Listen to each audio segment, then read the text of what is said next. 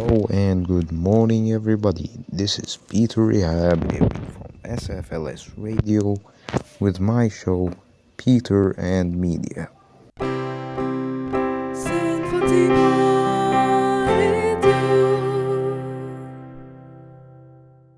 To you, if it is your first time here as well. If it is your first time on the show, I suggest checking the first episode of my show, which basically serves as an introduction to the show. Now, today, I'm gonna be covering a type of media that I personally use called SFM for short, or Source Filmmaker. It's kind of close to Blender if you know that. If you don't, well, take notes to the history class because we're taking that all from the beginning of who made the engine and why it's both the best and the most agonizing to work with for me. Well, let's start from the beginning. Valve was a small team composed of little to no developers and artists who started their first projects on video games. Most of their main serious games won the Game of the Year award every time, such as the Half-Life series. When they wanted to first market their game, there was no online store, only some game shops, so Gabe Newell, Gaben for short, and a few other programmers made the first online digital video game store, Steam, and it was a huge success, and is still used by millions of people every day. Well, for their 2007 title Team Fortress 2, they decided to go with a slightly different approach. All their video games till that point were realistic shooters depicting serious possible world threats, such as Half-Life's experiments going wrong and ending up with an alien invasion.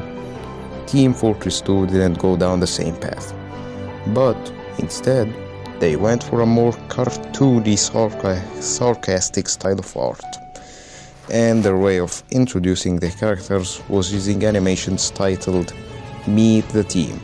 Later, they revealed Source Filmmaker, today's main topic.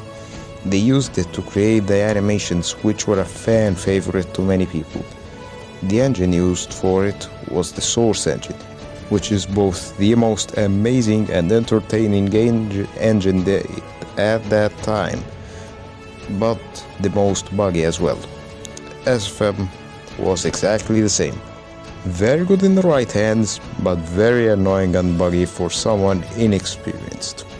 Most of its audience comes from silly memes and sarcastic comedic animations, while a small majority is known for actual amazing art, both of which are very visually pleasing, may I note.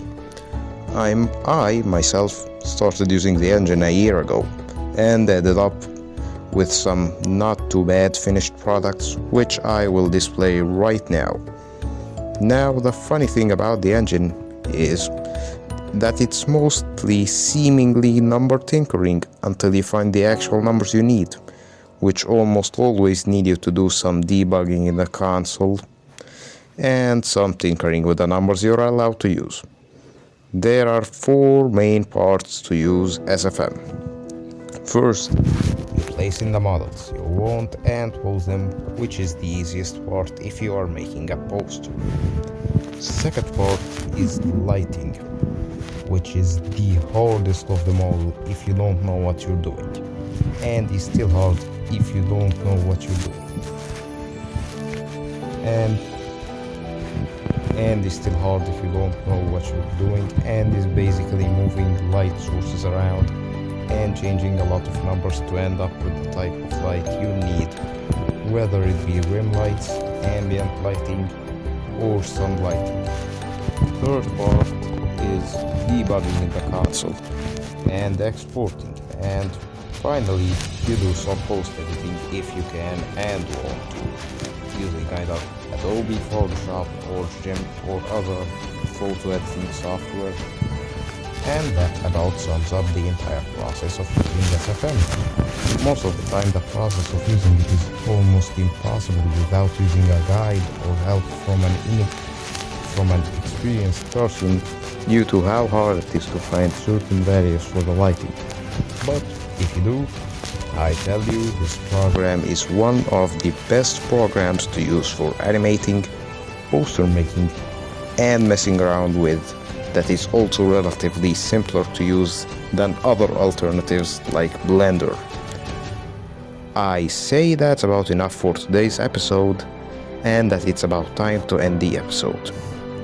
Again, please give me your feedback, it is greatly appreciated. You can comment on the school page www.santfatimaschools.com or on the YouTube page sant.fatima_el Nosat channel.